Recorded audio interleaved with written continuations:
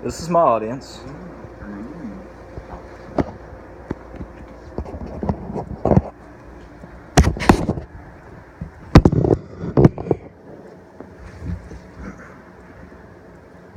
Alright, I'm going to start off today by asking you guys a question.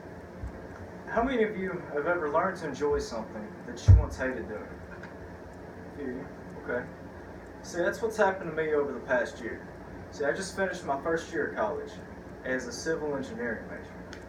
For those of you that aren't familiar with engineering, engineering is basically the designing and creating of any product or item that we use on a daily basis. And that can be from roads, buildings, anything like that, all the way up to iPhones, alarm clocks, anything. It all requires engineering.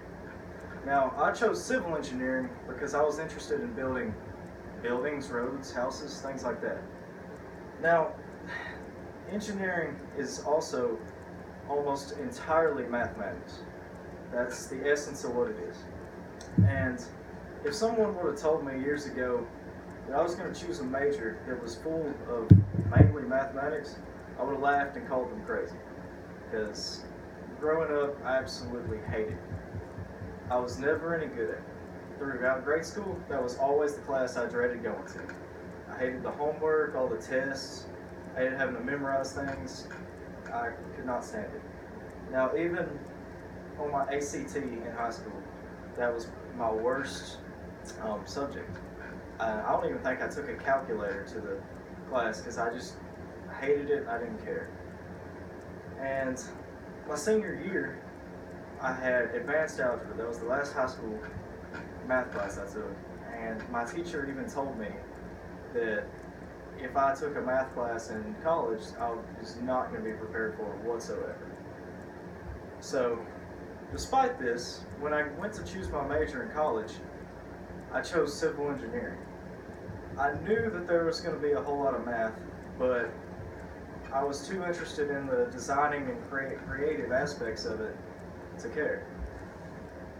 So I chose civil engineering, and it definitely scared me because there were so many math classes, and the one that scared me the most was actually the first class I took, which was calculus. And I had heard from people in high school that calculus was one of the hardest math classes that you could possibly take. And me being a terrible math student going into what I thought was one of the hardest math classes you could take was terrifying. But I figured I'd just try my best and I'd get through it and I'd be able to get to do the job that I wanted to do and be happy later on in life. So my first day in Calculus 1 class, I walked in thinking, maybe this actually won't be so bad. Maybe I'll go in here and I'll actually for once pay enough attention and learn what I need to learn and get through it. Well, after I left that first day of class, all my optimism was gone. I was terrified. The first day we had reviewed things from pre-calculus, which I had never taken in my life, and everyone else in my class had taken it. So I knew immediately I was already way behind everybody else, and it was scary. But I decided to stick with it, and I actually went home for a few weeks at a time. I studied all of the past things that I had not learned in algebra and trig and other forms of math so I could get caught up. And eventually I got good at that. And once we started getting into the actual calculus things in my class, I got pretty good at it actually. I put enough time and effort into it, and I got good. I actually started to enjoy it, which was something I never thought would happen. And once I started enjoying it, I started making really good grades. I was one of the best students in the class. And I started to appreciate math as almost an art form. Because you can kind of look at it like that. It's, in a way, an art, just like music is.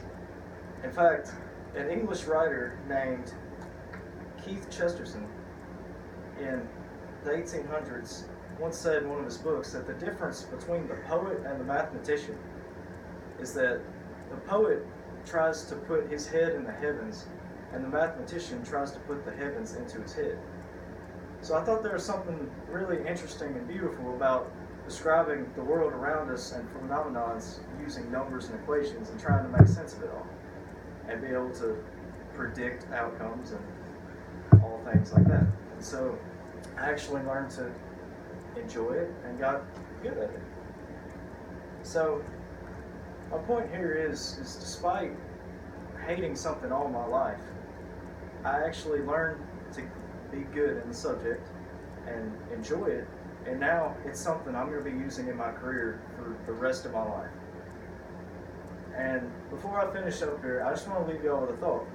And that's, if you work hard enough and put enough time and effort into something, there's really nothing that you can't do if you really want to do it. Thank you.